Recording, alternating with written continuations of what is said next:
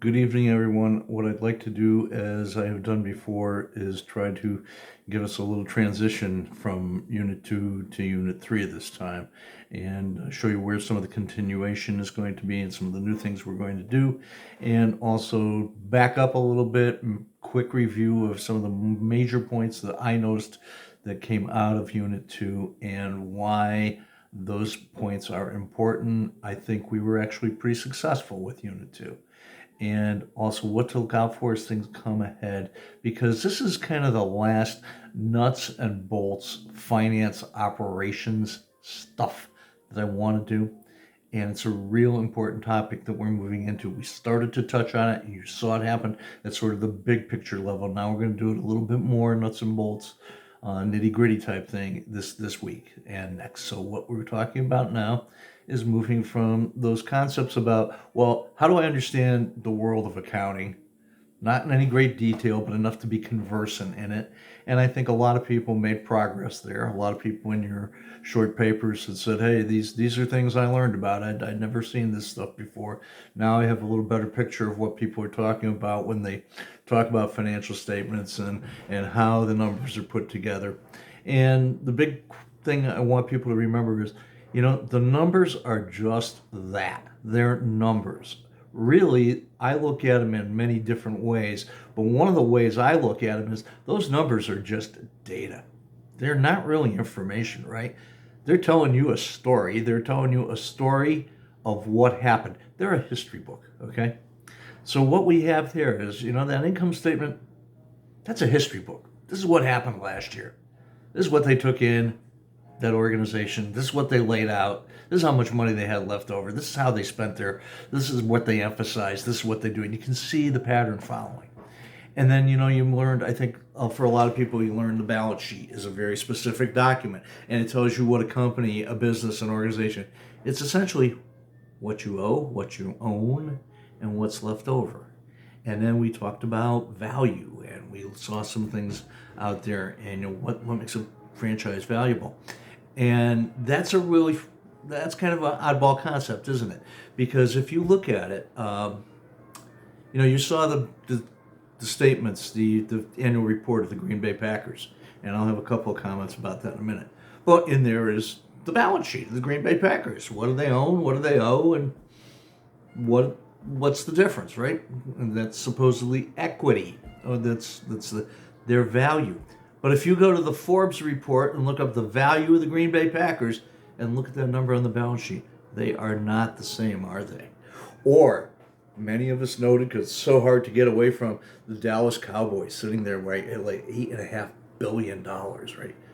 Now, we can't see the balance sheet of the Dallas Cowboys because they are a privately held business, so they don't have to disclose it. But I can almost guarantee you that their accounting value is nowhere near $8.5 billion. But their market value is, right? The sum is greater than the addition of the parts.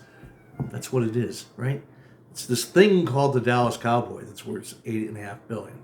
It's not the thing called their share of Jerry World, the stadium, which, by the way, they don't own. All right, misconception number one for a lot of people: they don't own it. The city of Arlington, Texas, owns it. They just rent it. All right. Maybe they own their practice facility. I'm not sure. But for all I know, that might be owned by the town in Arizona or something where it's located. 28 of the NFL's 32 teams do not own the stadiums they play in. Just we will touch on that later too. But they're back to the whole idea of value. Taken all together, that whole operation known as the Dallas Cowboys is worth one hell of a lot of money. All right. So that's what we want to look at there. How do these numbers come together, and what do they really mean? Somebody in one of the papers made a little mistake, and they said that the Dallas Cowboys had $8 billion worth of revenue. No, the Dallas Cowboys do not have $8 billion in revenue. If they had $8 billion in revenue, then they'd be able to repeat that again and again, and they'd be worth a lot more than $8 billion. So the numbers, the terminology, that was all very important, and I realized it was new to a lot of people. What I did see, though, still is people still going a little bit on what you think you know. All right. And I think I've questioned people on that before. I've mentioned it. Don't go with what you think you know. Don't go with what the sports pages tell you. Don't even go with the sports business pages tell you. You got to dig deeper and look into the numbers and look at what's going on. Many cases in sports entities, particularly at the major league level, you've just discovered we can't find that data. It's private, okay? The Packers are our only example when it comes to the NFL. And the Packers are an interesting group. They're a publicly held company. Somebody else made another little mistake and said, well, the Packers are publicly held. I didn't know that. Well, that's probably for most people. And that means they're a non-profit corporation. Far from the truth, okay? Most publicly held corporations, the vast majority, I'm talking 99%, 99.9%, are for-profit organizations. The Packers happen to be a very, very unique structure. So different that almost doesn't occur in other businesses, okay? So the Packers are very, very much on their own, but they provide us a window into the finances of the NFL that we might not otherwise have. So it's important to look at that. And we're going to be taking that apart this week. You know, I didn't put it to bed. I asked people to start going through budgeting and things like that this week. And then towards the end of Unit 3, you'll see an assignment. Go back and analyze the Packers statements. Give me an analysis. Give me a breakdown of what you find in that Green Bay Packers annual report, because it's going to help you put all the pieces together. Okay. Now, this week you're going to start moving into this concept of budgeting. Budgeting sounds pretty simple, right? You make a plan, all right? And I just said the statements we looked at in the first week, 2 weeks, 4 weeks, they're kind of history books. They tell you what went on in the past. They tell you what the state of affairs is right now. Okay? What's a budget tell you? A budget's like a novel. A budget's like a story. We're telling a story of what we want to do. And in fact, I challenge you to think of it this way. When somebody builds a budget for a business, you know what you're going to see? You're going to see not their strategic plan, not what they tell you their plan is, not what they talk about in all the flowery language. When you see their budget, that's what they plan to do. You put your money where your mouth is. This is where we say we're going to spend the money. This is what we're going to do with it, broken down item by item by item by item. All right? And this is how we're going to manage our affairs. You're telling a story with the numbers. That's what I want you to think about when you go through these videos on the budget process. The other thing you're going to see in there is a little thing called how to make a market map and how to look at everything. Start thinking about in a sports team in terms of what's its real business? What business are you in? I think you could find a very interesting answer. Sure, the obvious answer is sports. Yeah, is it sports? Or is it something else? Is it something bigger? Who's your customer? Who's your supplier? Okay? All these issues come together in this document of the budget. What are we going to do, right? And it's going to be a little different for some people than others. You know, we started to discover last week and the week before about how major teams make their money. And we've got some more specifics for that right in the beginning of Unit 3, especially about NFL teams because they're easy to think about during football season. But when you get into it, okay, think of some different questions that should pop into your mind. A couple of people mentioned about, you know, the revenue that comes in on game day at a stadium. Is that really that important to an NFL team? I mean, it's important. It helps you build a great TV product. It keeps some fans happy. It does provide a not insignificant piece of revenue.